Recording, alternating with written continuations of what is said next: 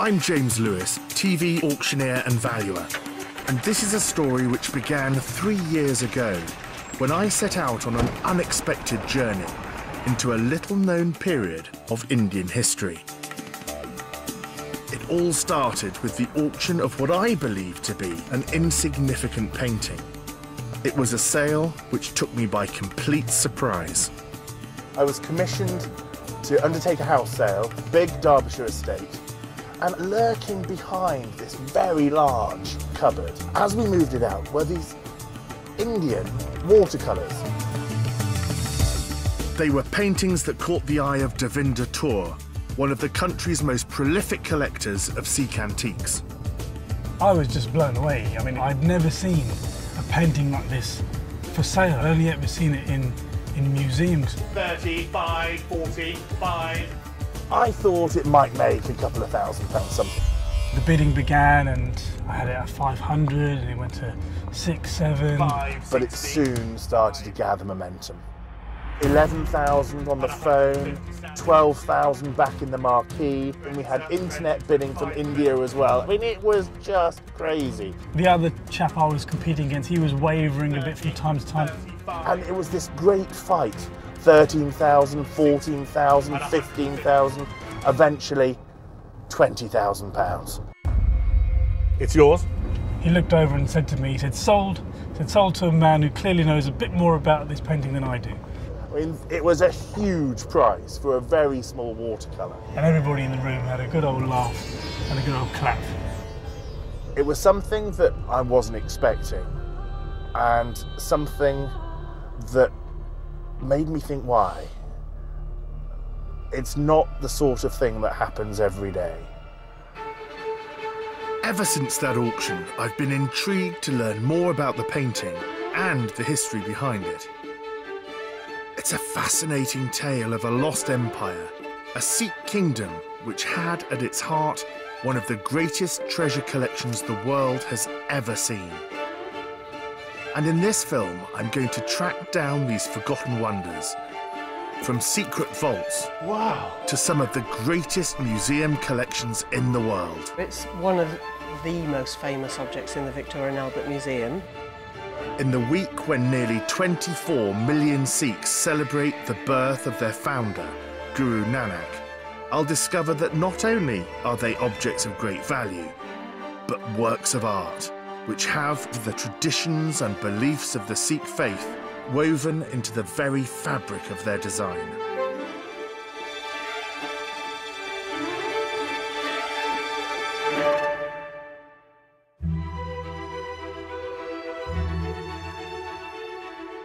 It's here in the British Library that my journey begins, with a fascinating but little-known document dating from the 19th century. What we have here is the original handwritten inventory made by the Secretary of the British Governor-General of India in 1849, Dr. Logan. And what it lists is truly breathtaking. There's jewellery set with priceless stones, handcrafted weapons, and even what was believed to be the largest diamond in the world. I've been an auctioneer for over 20 years, cataloguing and valuing some amazing objects, but nothing compares to this. It is quite extraordinary.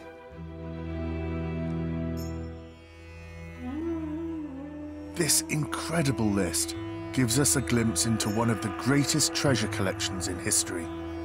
It was made at a time when the British had just conquered the Punjab in northern India. And Dr. Logan's task was to catalogue for sale every item in the personal treasury of the man who'd once been its ruler.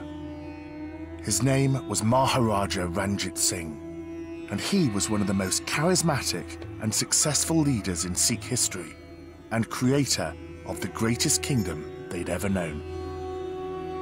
His collection of treasures was not only vast, but so valuable that the money generated by its sale had an impact on the future fortunes of the entire British Empire.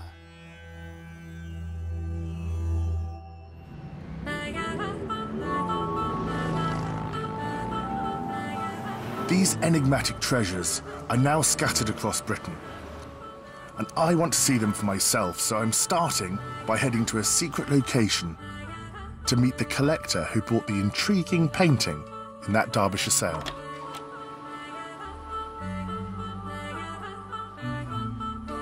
This is where I keep part of my collection.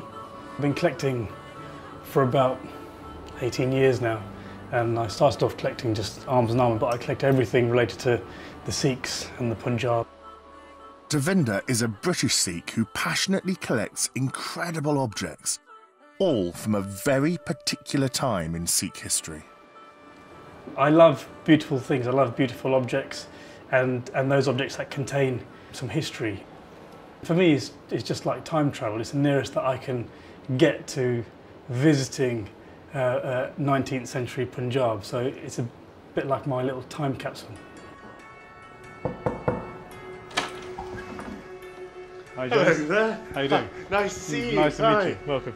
Thank you. My goodness. Gosh, I don't know where to look. Well, I think I might know where to begin. Yeah, go. I've got a feeling you might like to see this first. I recognise that. Do you recognise it? I thought you might. Oh, how lovely.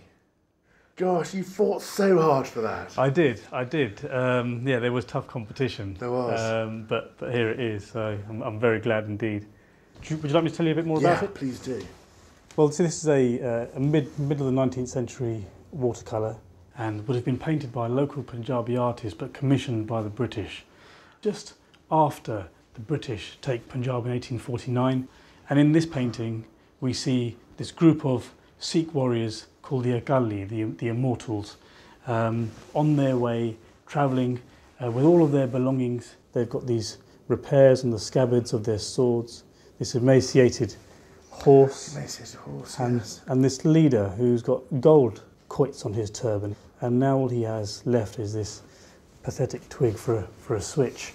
And they go down to the south of India to safeguard the traditions because they know that they're going to be lost if they stay in Punjab. They look defeated, don't they? That's right. The artist has really got the atmosphere Absolutely. of what's happening. Absolutely. Devinder's painting marks the end of a golden era in Sikh history, but he has another that reveals the beginning.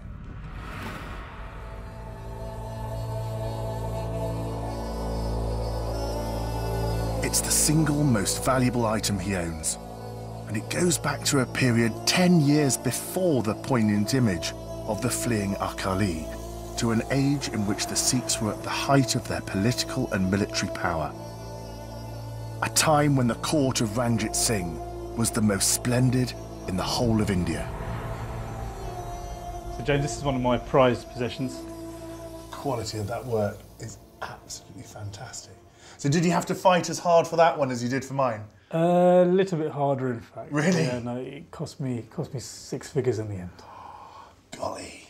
It's a painting of Ranjit Singh in his darbar, in his court. The setting is the Lahore fort.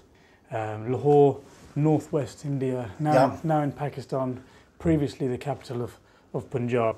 And you can get a lot of information out of this picture. So you've got this wonderful architectural information, the inlaid marble stone. Okay. You also have all of Ranjit Singh's courtiers here, assembled in rank order, each of them with their wonderful cashmere shawls and turban ornaments and feathers in their turbans. So what kind of man was Ranjit Singh? If we go back to the 18th century, when young Ranjit Singh was a young boy, he became the head of his clan, and there were 12 clans, of 12 Sikh clans that ruled Punjab, and his clan was actually one of the smallest. Okay. His father died when he was very young, and he became the leader. He led his army into battle at the age of 12. Did he? And by the age of 19, he'd managed to consolidate the Punjab, overwhelming the other clan leaders through both conquest and through a marriage of alliance. Maharaja Ranjit Singh was the founder of a Sikh kingdom stretching from Afghanistan to China, which he ruled for 3 decades. And through his astute leadership, he completely transformed the fortunes of the Sikhs. So Ranjit Singh becomes the Maharaja of the entire Punjab. Now, does his wealth come from internal sources or externally? There's some internal wealth in the sense that he is a clan leader, but predominantly it would come through conquest. In addition to that, we also have Ranjit Singh as this great patron of the arts. For example, we see Ranjit Singh here seated in the centre of this picture, sitting on his golden throne. Yes. He commissioned that after conquering Multan, which is a region now in Pakistan, and that was made by a local Multani artist. The golden throne of Ranjit Singh wasn't just a piece of furniture, it was his ceremonial seat of state. And unlike many of his other treasures, it wasn't auctioned off to raise money for the British. Instead, it was shipped back to England in 1853, and it survives to this day at the Victoria and Albert Museum.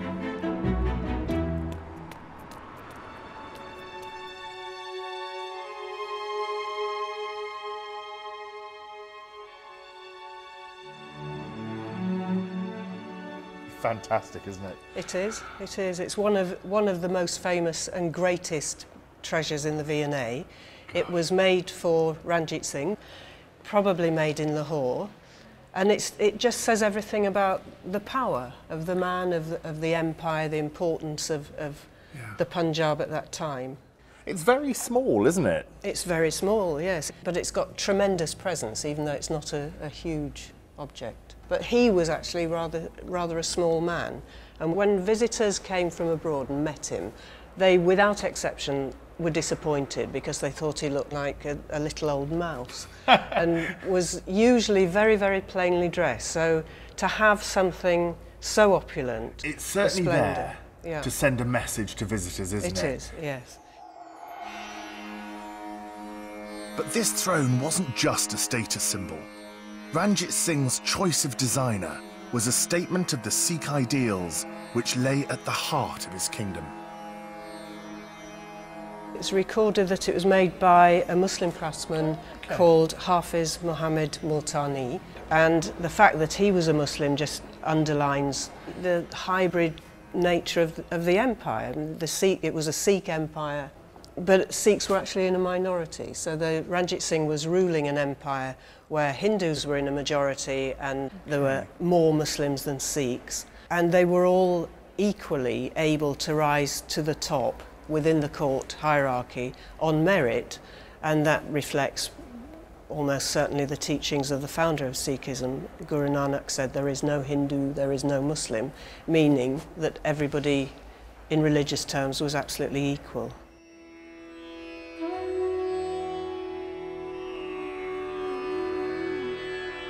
The Golden Throne demonstrated Ranjit Singh's skill as a leader whose Sikh principles forged religious unity.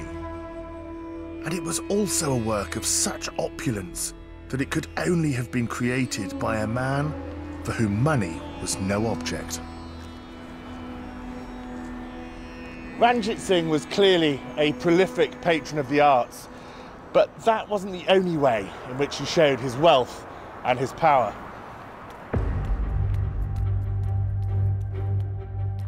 Amongst the treasures listed in Logan's inventories, one category in particular stands out: weaponry. It's not something usually associated with religion, but for the Sikhs, military prowess has always been at the heart of their faith.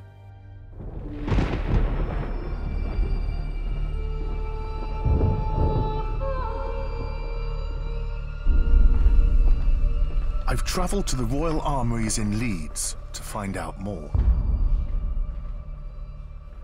Their keeper of armour is Tom Richardson, and he's taking me to one of the parts of the museum hidden from the public gaze, the weapons store. A vast room packed with arms from every age. Oh my goodness. So welcome to one of the treasure houses of arms and armour in the United Kingdom. It's one of our study collections. And we've got some of the pieces out here that actually come from the treasury of Ranjit Singh in Lahore. And because we can trace some of those pieces back to that 19th century provenance, we can actually now say that this matchlock musket, rather than just being an Indian matchlock musket, actually we think belonged to Ranjit Singh. Really? And what goes with this matchlock gun, also out of the treasury, is the belt with powder flask, pouches for bullets, all covered in velvet and beautifully embroidered. I've seen very poor examples coming up for sale occasionally in the auction rooms, but that is just fantastic. It is. And not only is it fantastic as a work of art, if you like, but we can identify this as Ranjit Singh's own one, as well as being a beautiful example of the type. These incredible objects reflect the might and prestige of a Maharaja whose military prowess was legendary. And there was a reason why his forces were so successful. At the heart of his army were the fearsome Akaalis, highly trained warrior Sikhs who for hundreds of years had defended the Sikh people against their enemies. The militarism of the Sikhs really goes right back to the 17th century, when the Akaalis appear, and objects like this show that ancient Sikh heritage. This is a quoit turban of the Akaalis, and the quoits, the discs on it, aren't for decoration. These are deadly weapons. These are steel sharpened throwing quoits, chakram, which are a characteristic weapon of the Punjab from at least the 16th century onwards.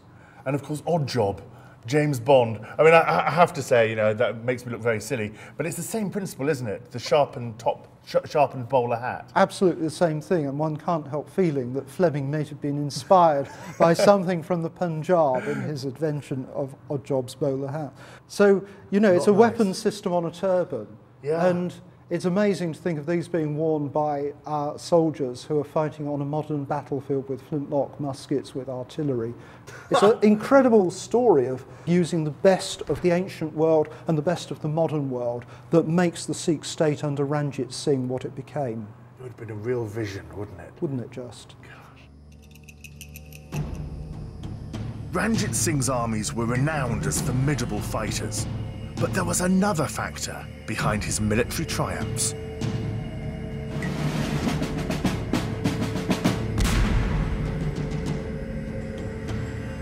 Here at the Royal Chelsea Hospital in London, there's a remnant of a Sikh artillery force that was the envy even of the British.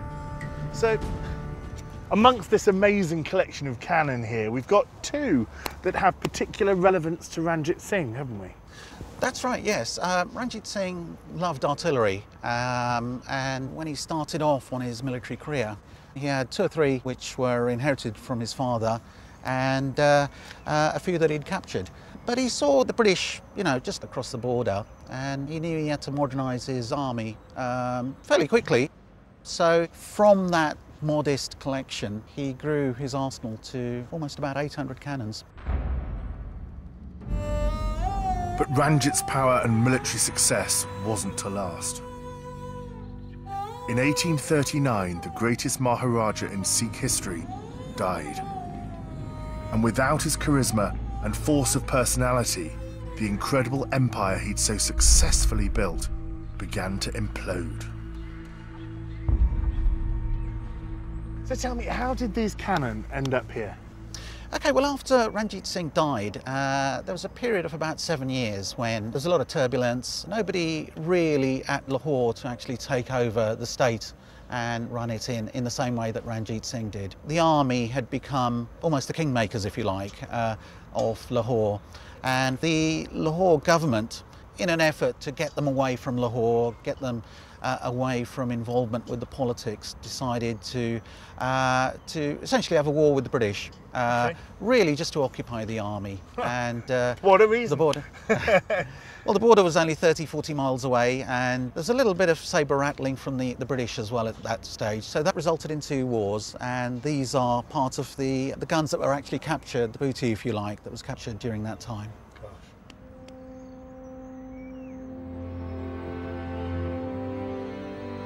In 1849, after 4 years of bloody battles that dominated the Punjab, the British were victorious.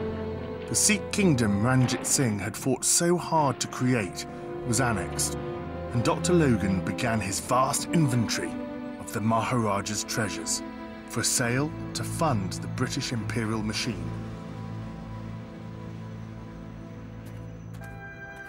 But amongst the riches Logan listed, there was one jewel that was never destined for the auction house. It was the legendary Koh-i-Noor diamond. Believed to be the largest in the world, and now set into one of the most important of all the British crown jewels. So valuable was it that the then Governor-General of India, Lord Dalhousie, gave it to Queen Victoria as a personal gift. Its fate, once in the hands of the British, summed up the attitude of the imperialists to those that they conquered.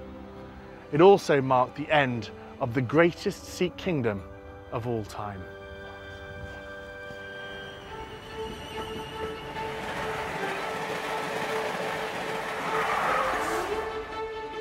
On the 1st of May 1851, Britain was in a state of feverish anticipation. The trains, roads and highways were full of people from all over the country with one destination in mind: Hyde Park, London. They were all heading for the opening of one of the greatest spectaculars the British had ever seen. It was known as the Great Exhibition. Opened by Queen Victoria and pioneered by her husband Prince Albert, it was a showcase for the best of the British Empire. And the centrepiece of this extravaganza was the celebrated Koh-i-Noor diamond, lent by Queen Victoria herself, and the single most valuable of all the wonders to come from the treasury of Ranjit Singh. But rather than being awed at the stone's great beauty, the reaction of the general public was one of disappointment. The problem was, the Indian style of cut meant the jewel didn't glitter quite as brightly as expected. The press wrote that on viewing the stone, although the crowds were huge, their hearts were as crushed as their bonnets. Prince Albert took the criticism as a personal slight against his wife, and so commissioned the diamond to be recut according to Western tastes, into a shape which would guarantee sparkle. It was a decision that caused an outcry.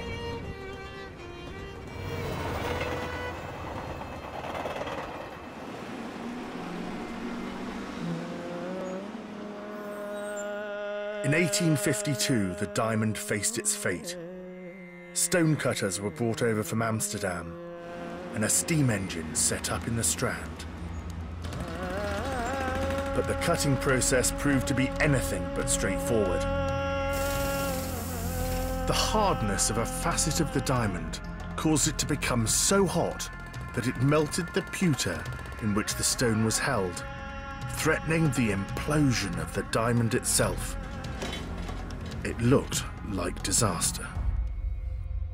The jewel did survive, but at a tragic cost.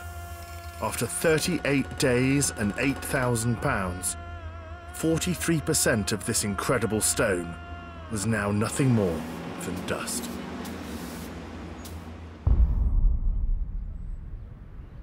Today, the Koh-i-Noor can be found in the Tower of London.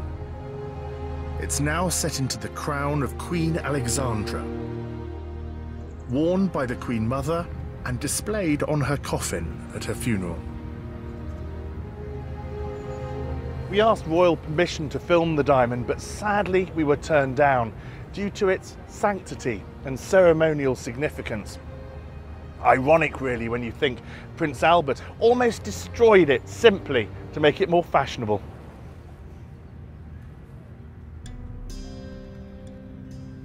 But there is one jewel of Ranjit Singh's kingdom that managed to escape the imperial grasp. It's a treasure that survives intact to this day. Something that the British couldn't dismantle, something that the British couldn't take to a museum. And it's a treasure that lies at the heart of the Sikh faith even today. Ranjit Singh's renovation of the holiest Sikh Gurdwara in the world.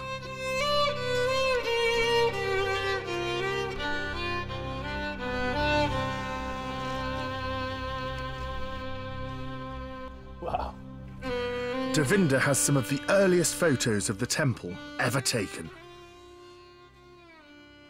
These photographs were taken by an Italian photographer. He was a naturalised Brit, Felice Beato, in the 1850s. I've sold photographs by him before, and they are just fantastic quality, aren't they? Yeah, these are the second earliest photographs ever taken of the Golden Temple. So they really do show the temple at its peak, and we understand from these images that in many ways that the temple is one of the sort of lasting legacies of Ranjit Singh, one of those real treasures, because Ranjit Singh showered patronage on the temple. He beautified that temple, covered it in gilt copper and gold.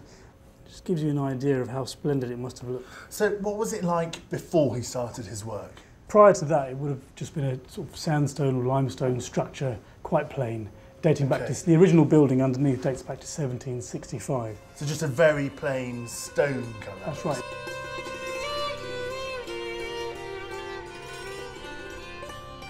The Golden Temple has been the focus of intense religious devotion as well as political conflict for the past 4 centuries. But it was during the reign of Ranjit Singh that this iconic building came to look as it does today. Of all this Maharaja's incredible objects, this temple remains his lasting legacy.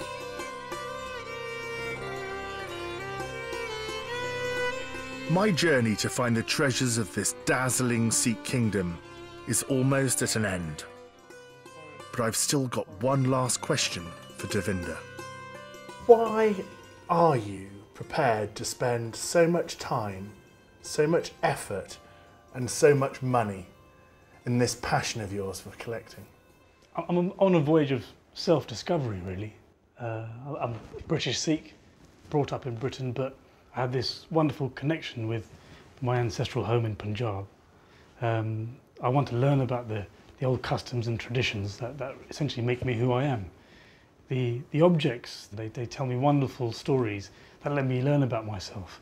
And I will continue to collect as long as I can, and I consider myself a temporary custodian, really. I'm the vehicle by which these wonderful objects come together. And prior to me they existed, and they will exist long after I've gone. They've got an intrinsic value, but they're invaluable in terms of For your people. For our people, in terms of the information that they have. And that story desperately needs to be told, the Sikh story, because there's a real danger that it will just disappear and no one will ever know. Well, I've got a strange feeling that as long as you keep collecting and keep finding these treasures, I don't think the story will die. Thanks. It's been an absolute pleasure. No, I've learned so much. Thanks, Jason. Pleasure Thank to meet you.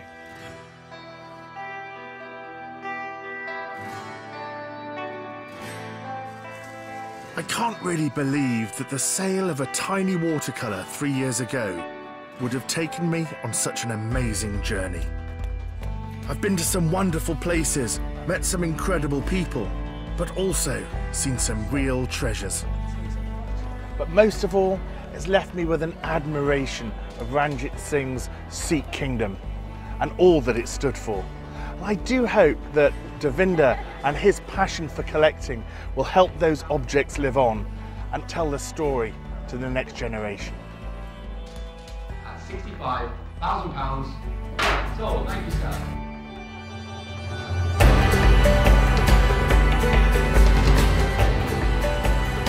Coming up tonight, courage and humanity in wartime. The Antiques Roadshow uncovers some remarkable stories from the battlefields of the Somme. That's at 8. House hunting next this afternoon with Escape to the Country.